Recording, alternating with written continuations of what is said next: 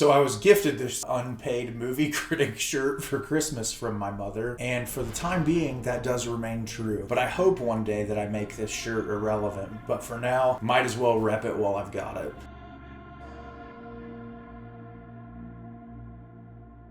So, do you ever get yourself really hyped up about a movie because you read about it in the news or you're reading other people's reviews on it and you're like, this movie is very specifically going to be for me? And when I saw the articles coming out of Cannes Film Festival about Paul Verhoeven's new film, Benedetta, and the amount of people who were walking out of the movie and just like throwing a fit, I was really excited to see what Paul Verhoeven had to offer with this film, because you know he's given us gems like RoboCop and Starship Troopers, and he's given us some hot garbage like Showgirls, which has its moments. He's a very interesting filmmaker who has done a lot of varying things in his career.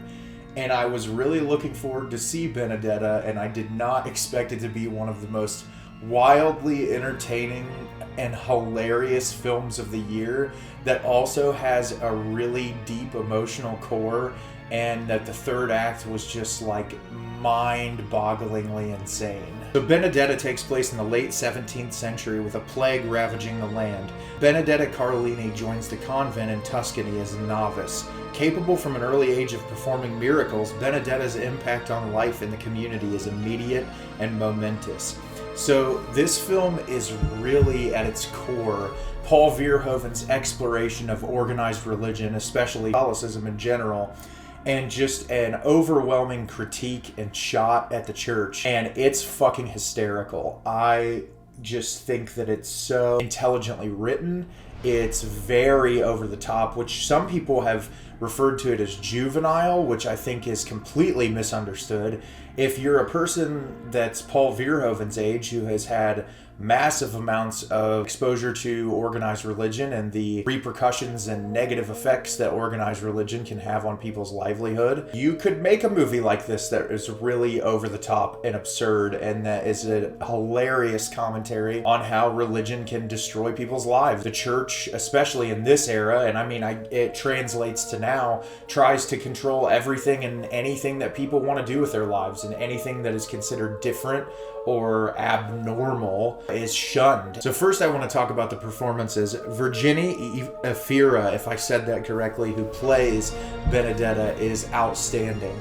Her performance is unbelievable. Just how she is so very clearly manipulating these people and utilizing her intelligence to manipulate the people in this congregation to essentially work her way up. And what's really great is Verhoeven does this thing throughout the movie where you're slowly introduced to Benedetta giving off this impression that Jesus is speaking directly to her. These things that Jesus are saying to her, it's because she is Jesus's wife.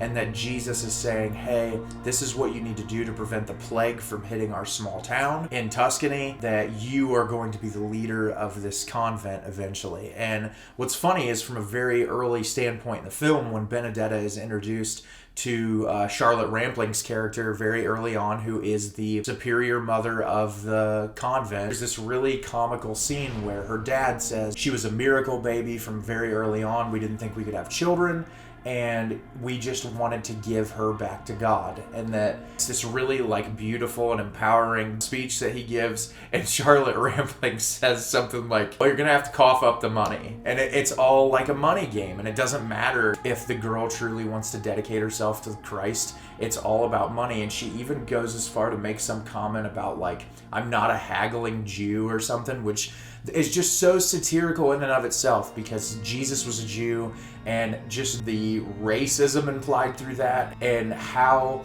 the church presents itself as something that it truly is not, which is this accepting, loving group of people, but they're only accepting and loving if you are like them. And what I love about this is Benedetta's manipulation and her tactics that she uses to get into that position of power is to attempt from the inside to dismantle this is because of how the church in that time period was, and how Catholicism in general, they worship the Pope. Everything the Pope says is gospel, and all of these ridiculous things that are incorporated throughout the film, and it's just really insane to watch. Like I said, the themes of this movie are conveyed hilariously. She always talks about how Jesus is her husband, and he comes to her in dreams.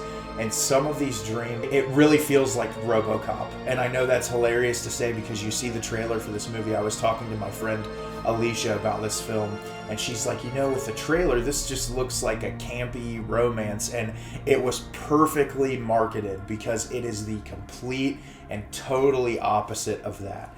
And it's so intelligent and satirical. It is incredibly offensive to people who, if you hold any sort of religious values whatsoever, you will probably gasp at some of the things that you see, but it had me keeling over. So I've talked about this in several videos before. I was the child of a minister. I was raised in the church. I am probably the furthest from a religious or faith-based person that you'll ever meet. And I found this movie to be hysterical. I was just laughing so hard. It was also incredibly thought-provoking. On the surface, there's all these elements about religion, but then at the core, you have, I'm going to probably say this wrong, but you have the character of Bartolomea, like Bartholomew, but it's a woman, played by Daphne Patakia, and she is running into the church one day, and she's being chased down. And it's this man, and she's got scars all over. She's disgusting and dirty. Benedetta sees her immediately and just wants to bring her into the church. But of course, Charlotte Ramplin's character is all about that money, so she can't bring her in unless you have money. And Benedetta's father, who was the one who got her into the convent, they're visiting, and there's a performance that day, and she says, for a present for me, please just pay for her to get in here, save her. When Bartholomea's character is introduced, you find out that her father, but he was also trying to take her as his wife.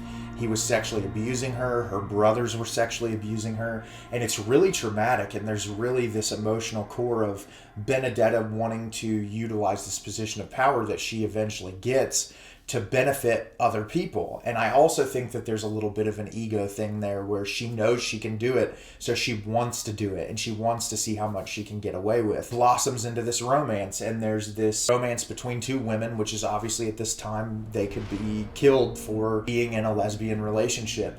And it's really interesting how those things are introduced. There is a scene with a statue of the Virgin Mary that is turned into a dildo. Had me laughing so hard that I almost cried. And it is obviously one of the reasons why people at Cannes Film Festival got out and walked out, because heresy, you can't, but that's Paul Verhoeven's sense of satire. And I think it's really like nail on the head. It's hilarious. It's this object that Benedetta was very close to from a young age. It's like the only thing that she brings in. It's like turning religion on its head. And this fact that it's like the statue of her at the top, but then the bottom is carved into this like phallic imagery, and this parallel of like the actuality of life and like where you are and your true feelings mesh together with this thing on the surface that you're required to be a part of. And there's really like some interesting symbolism in that as a whole. Obviously it's a comedic punch there, and it plays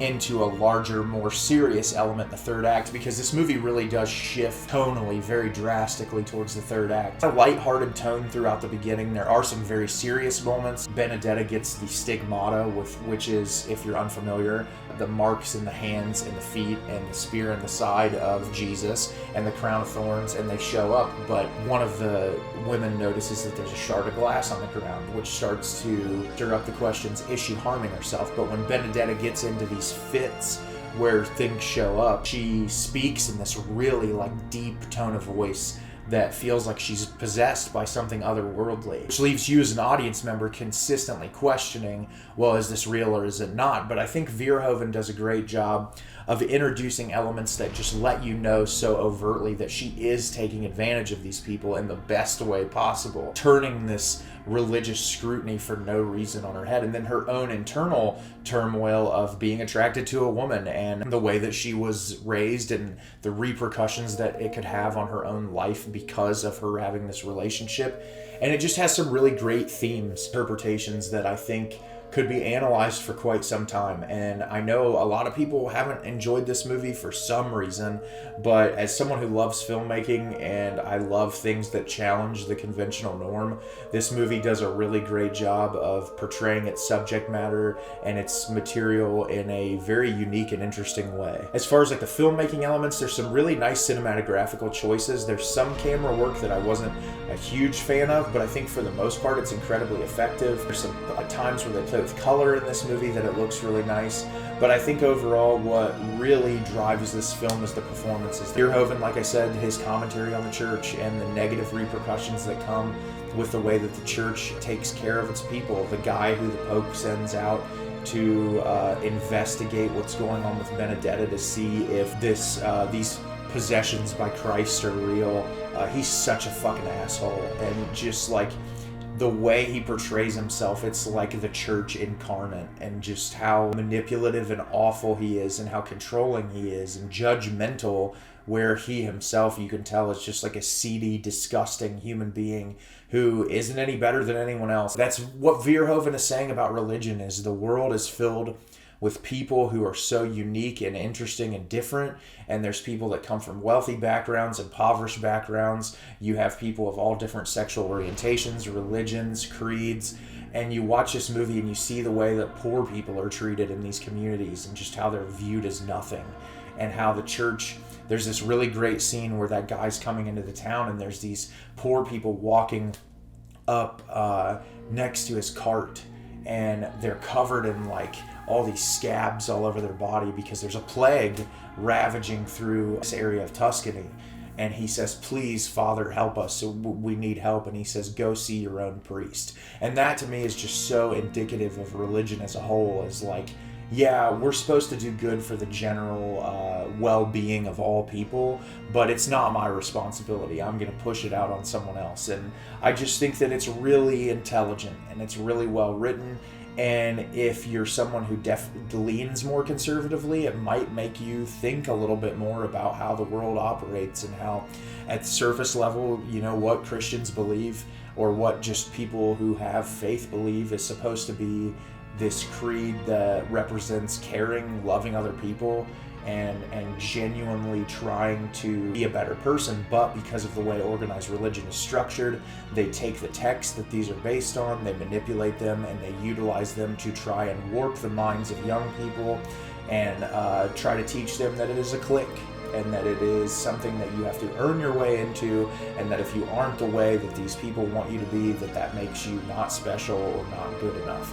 And it's bullshit, and it irritates the fuck out of me, and that's why I'm glad movies like this exist. And this is my glowing recommendation that you watch this movie immediately. So have you seen Benedetta yet? Did you love it? Did you hate it? Leave me a comment down below and let me know what you thought. This is probably going to be in my top 5 movies of the year. It's going to be really difficult though, because 2021 has been a phenomenal year for film. I finally snagged my tickets to Licorice Pizza and Sean Baker's Red Rocket, which are 2 of the movies that are really high up on my list. I still need to see Wes Anderson's The French Dispatch, Mike Mills' Come On, Come On. I still need to see Denis Villeneuve's Dune. There's a lot of movies on my list I still need to check mark off, but I'm slowly watching them so that I can build that 2021 list. And I look forward to getting that out there for you guys, and I have a lot of new content coming in the future. As always, Internet, thanks so much for watching, and have a great rest of your day.